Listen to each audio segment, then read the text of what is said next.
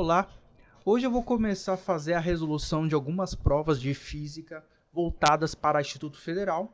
Eu vou começar com a prova de 2020, do edital 049. A questão basicamente é o seguinte: um automóvel encontra-se parado em um semáforo. Quando a luz verde é acesa, o automóvel parte com uma aceleração de 1 metro por segundo ao quadrado. Então, toda a questão que a gente for resolver, a gente vai fazer o destaque dos principais dados da questão importantes para a resolução. Tá? Então, a aceleração do automóvel é 1 metro por segundo ao quadrado. Tá? E desprezando a reação, o tempo de reação do motorista. Nesse instante, uma motocicleta encontra-se a 128 metros atrás do automóvel. Se o automóvel parte da posição 0, a motocicleta está a menos 128 metros atrás do automóvel. Tá? Então vamos destacar isso. Deslocando-se com uma velocidade constante de 72 km por hora. Então a motocicleta está com uma velocidade constante de 72 km por hora. Na mesma direção e sentido da aceleração do automóvel. Então eles estão na mesma direção e sentido. Após a motocicleta ultrapassar o automóvel, em quanto tempo ele tornará a ultrapassá-la? Tá? Então, ultrapassá-la quer dizer o carro, né? Quando que o carro vai ultrapassar a motocicleta novamente, né? Eles têm inicialmente um encontro ali nos primeiros segundos, depois vai passar um determinado tempo, esse tempo é o que a gente quer descobrir na questão. Então, basicamente, vamos encontrar os dois tempos em que eles se encontram, as duas posições em que eles têm a mesma posição do movimento, né? Então, por exemplo, eu vou fazer a equação do movimento para a motocicleta e para o carro, e com isso determinar quais são as duas posições ou os dois momentos em que eles se encontram, tá? Então a gente tem aqui as alternativas. Para começar, vamos definir qual que é o movimento do automóvel, né? Então, a equação do movimento do automóvel. Então, o automóvel ele segue um movimento retilíneo uniformemente variado, tá? Que a gente chama dessa sigla MRUV, que é descrito por essa equação aqui. O que diz essa equação? É a equação horária da posição, que descreve a posição do automóvel. Então, eu tenho a posição do automóvel, que é uma função do tempo, posição inicial aqui, velocidade inicial do automóvel, tá? Então, o índice A aqui quer dizer automóvel, vezes o tempo, mais meio da aceleração de t quadrado. Então, essa é a equação que descreve a posição do automóvel. Vamos colocar agora os dados do problema, né? A posição inicial do automóvel, a velocidade inicial e a aceleração. Colocando esses dados na equação do movimento, a gente chega na seguinte relação, que a posição é uma função quadrática do tempo, né? Então a posição é meio de t quadrado, tá? Agora vamos para a equação do movimento para a motocicleta, tá? O que eu tenho aqui?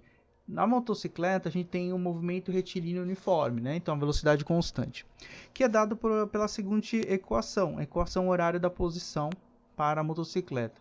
Eu tenho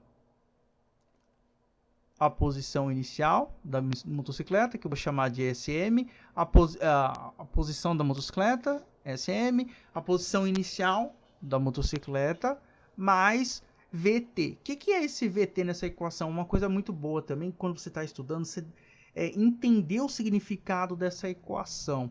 VT quer dizer o deslocamento do móvel, né, da motocicleta naquele intervalo de tempo. V vezes T tem dimensão de espaço, tá? Então é o deslocamento naquele intervalo de tempo.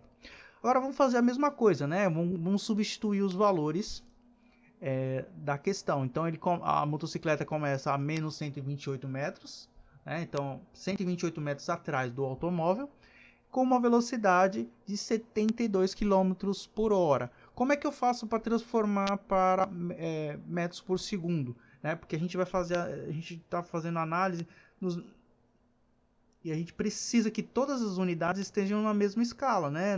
Metros por segundo ou tudo em quilômetros por hora. Mas nesse caso a gente vai passar para metros por segundo.